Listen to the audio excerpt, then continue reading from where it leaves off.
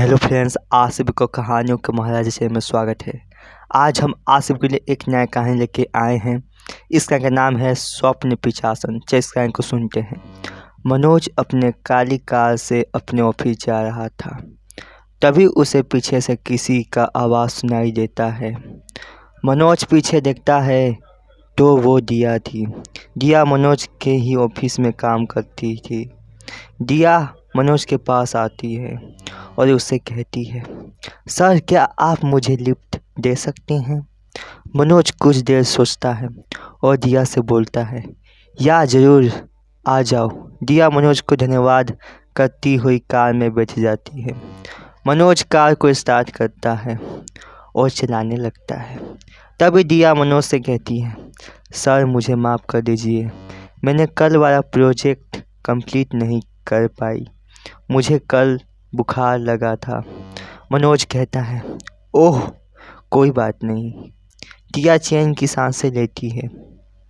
कुछ ही देर में मनोज का ऑफिस आ जाता है। दिया और मनोज एक साथ कार से उतरते हैं और ऑफिस के अंदर चले जाते हैं। ऑफिस के सभी एम्प्लॉय मनोज को देखकर अपने खुशी से उठ जाते हैं और मनोज को गुड मॉर्निंग कहते हैं। Good morning sir. मनोज अपने केबिन में चले जाता है और दिया अपने केबिन में चली जाती है। तभी अचानक से दिया के केबिन में समीर आ जाता है। दिया समीर पर गुस्सा करते हुए बोलती है, तुम्हारी हिम्मत कैसे हुई मेरी केबिन में आने का? समीर बोलता है, दिया तुम मेरी हो, मैं किसी का भी तुम्हें होने नहीं दूंगा। दिया समीर को एक थप्पड़ लगा देती है और समीर से कहती है, मैं मनोज से प्यार करती हूँ, मैं तुमसे प्यार नहीं करती हूँ, निकल जाओ मेरे केबिन से। समीर चुपचाप दिया के केबिन से निकल जाता है और सोचता है कि इस मनोज को नहीं छोड़ूंगा। शाम हो जाती है। मनोज अपने घर चले जाता है।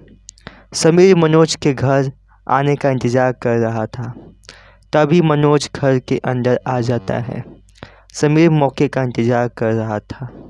तभी अचानक से मनोज एक पिशाचन में बदल जाता है। समीर बहुत ज़्यादा डर जाता है और खिड़की से कूदकर अपने घर की ओर भाग जाता है। घर पहुंचते ही समीर दिया को फ़ोन करता है, लेकिन दिया समीर का फ़ोन नहीं उठाती है।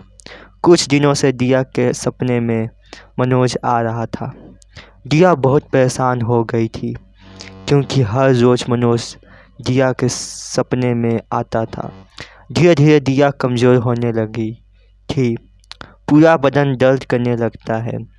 एक दिन दिया अपने कमरे में सो रही थी। तभी उसके सपने में मनोज आता है और दिया को अपने बाहों में जकड़ लेता है और दिया का शरीर का रूह को अपने कब्जे में कर लेता है। अगले दिन दिया अपने रूम से नहीं निकलती है तो उसके परिवार दिया के कमरे में जाकर देखते हैं तो शून्य पड़ जाते हैं क्योंकि दिया का पूरा शरीर ठंडा पड़ गया था। दिया मर गई थी। दिया के परिवार पंडित जी को बुलाते हैं तो उन्हें पता चलता है कि दिया के शरीर पे स्वप्न पिशाचन का साया था और वो पिशाचन दिया के आत्मा को अपने कब्जे में हमेशा हमेशा के लिए कर लिया है। बहुत लेट हो गई है, अब दिया को जिंदा नहीं कर सकते हैं।